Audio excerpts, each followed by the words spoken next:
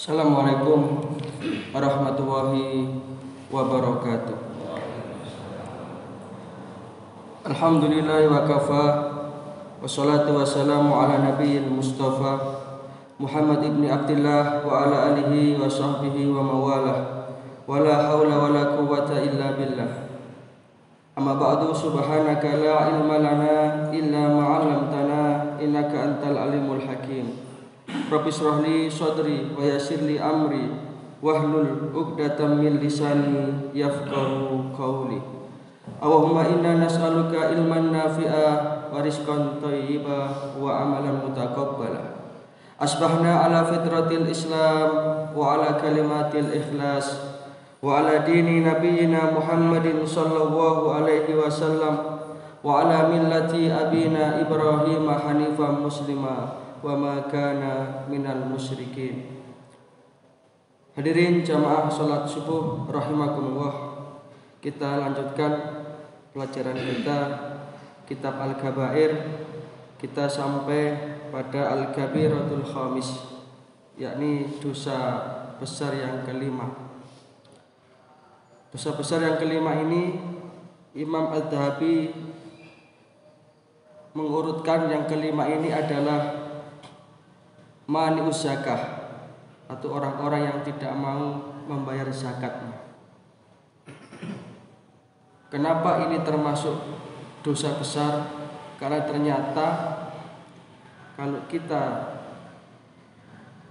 renungkan secara mendalam, betapa zakat ini sesungguhnya adalah hak dari orang yang tidak mampu, atau yang kita kenal dengan fakir miskin. Bahkan lebih luas daripada itu, ada 8 asnaf, 8 golongan yang disebut mustahik zakat itu. Sehingga disinilah beda yang pokok antara zakat ini dengan pemberian-pemberian yang lain. Apakah itu infak, apakah itu sedekah, atau wakaf, atau hibah, dan lain sebagainya. Kenapa? Karena zakat ini ketika tidak dibayarkan oleh orang yang wajib atau muzaki, orang yang berzakat, maka sesungguhnya dia itu telah mengambil haknya orang lain di dalam hartanya itu. Ini beda yang pokok. Sehingga ketika orang itu tidak membayar zakat, lebih-lebih dia orang yang mampu, dia orang yang kaya, kemudian tidak dia keluarkan zakatnya ketika sudah sampai pada haul dan nisabnya, maka ketika itulah dia telah mengambil milik orang lain. Sehingga tidak heran kalau kemudian ini termasuk minal kabair, termasuk dosa besar. Maka zakat itu sendiri ketika dilaksanakan akan bisa tazkiyah, membersihkan. Kalau ia zakat fitrah, ia bersihkan jiwanya. Kalau ia zakat mal, ia bersihkan hartanya.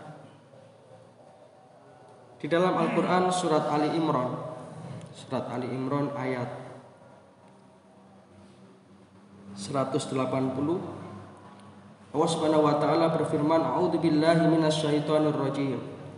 Wala yahsabanna alladzina yabkhaluna bima atahumullahu min fadlih huwa khairal lahum bal huwa syarrul lahum sayutawwaquna ma bakhilu bihi yaumal qiyamah. Wala yahsabanna alladzina yabkhaluna bima atahumullah. Janganlah sekali-kali orang yang bakhil, yabkhalun, orang-orang yang bakhil, yang enggan mengeluarkan hartanya, lebih-lebih enggan mengeluarkan zakatnya. Padahal harta itu adalah merupakan atahumullah, pemberian Allah kepadanya. Kemudian mereka menyangka dengan bakhil itu mereka akan mendapatkan kebaikan, mereka akan mendapatkan kekayaan. Bal huwa syarrul lahum, sesungguhnya itu adalah keburukan bagi mereka. Karena apa? Karena sayutawwaquna ma bakhilu bihi yaumal qiyamah. Nanti kelak harta itu akan dikalungkan di leher mereka pada hari kiamat. Di orang yang tidak mau membayar zakatnya, maka harta itu nanti akan menjadi beban yang berat di hari kiamat. Bahkan di dalam ayat yang lain Allah Subhanahu wa taala berfirman, "A'udzubillahi minasyaitonirrajim. Yauma yuhma 'alaiha fi nari jahannama fatuqwa biha jibahuhum wa junubuhum wa duhuruhum hadza ma kanastum li anfusikum fatuqul adzaba bima kuntum taknizun." Nanti akan ada satu hari di mana orang-orang yang menumpuk-numpuk hartanya, tidak mau membayarkan zakatnya, itu nanti hartanya akan dijadikan setrika dari api neraka, disetrikakan ke dahinya, ke punggungnya, ke perutnya. Wal'iyadu billah. Kita berlindung kepada Allah dari hal yang seperti itu. Demikian kerasnya ancaman Allah Ta'ala kepada orang-orang yang mani'us zakah, yang mereka itu enggan membayar zakatnya. Nah, adapun untuk teknis termasuk ketentuan zakat ini nanti sangat terbatas waktunya untuk kita bahas pada forum kultum subuh yang terbatas ini. Nanti panjenengan bisa membaca sendiri di kitab putusan Tarjih, itu ada. Bahkan juga ada buku tipis tentang pedoman zakat yang diterbitkan oleh Suara Muhammadiyah. Di sana ada ketentuan-ketentuannya, harta berapa yang butuh disakatkan, kemudian harta apa saja itu, kalau binatang ternak ya binatang apa, kalau pertanian bagaimana teknisnya, itu nanti bisa panjenengan baca sendiri. Karena ketika kita abai terhadap zakat ini, nah selama ini mungkin yang kita kenal itu atau yang sering kita biasakan ya zakat fitrah itu aja. Padahal sesungguhnya tidak hanya zakat fitrah, zakat mal itu banyak sekali macam dan ragamnya. Dan ini yang perlu kita teliti betul terkait dengan harta kita, supaya harta kita itu betul-betul menjadi harta yang bersih dan sedikit pun tidak tercampur dari hak-hak orang lain. Lebih-lebih itu adalah haknya orang yang susah, haknya fakir dan miskin.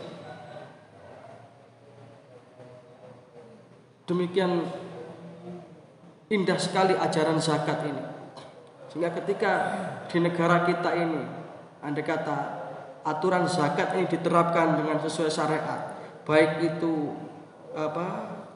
teknis pengambilannya maupun distribusi penyebarannya sesuai dengan syariat, maka insya Allah kemiskinan itu akan bisa jauh berkurang. Saya tidak mengatakan hilang kemiskinan, karena kaya miskin ini adalah sunnatullah, wa wa faddala ba'dakum ala ba'din fir rizqi. Tetapi dengan berjalannya syariat zakat ini akan bisa mengangkat dan memberdayakan ekonomi umat Islam, andai kata dilaksanakan sesuai dengan syariat. Dan ayatnya adalah khudh min amwalihim shadaqatan tutahhiruhum, ambillah. Jadi memang ada yang namanya amilus zakah, amil zakat itu memang ada. Dan ini resmi diangkat oleh pemerintah, dan mereka memang ditugaskan untuk memungut zakat dari para muzaki, orang-orang yang wajib zakat, kemudian mendistribusikannya kepada para mustahik. Ketika ini berjalan, maka insya Allah perekonomian umat ini akan bangkit. Sayangnya belum banyak tersosialisasi yang namanya zakat ini. Para jamaah rahimakumullah, terakhir kesimpulannya adalah bahwa keberhati-hatian kita dari mengambil hak yang bukan milik kita ini adalah merupakan salah satu karunia yang besar dari Allah Subhanahu wa taala.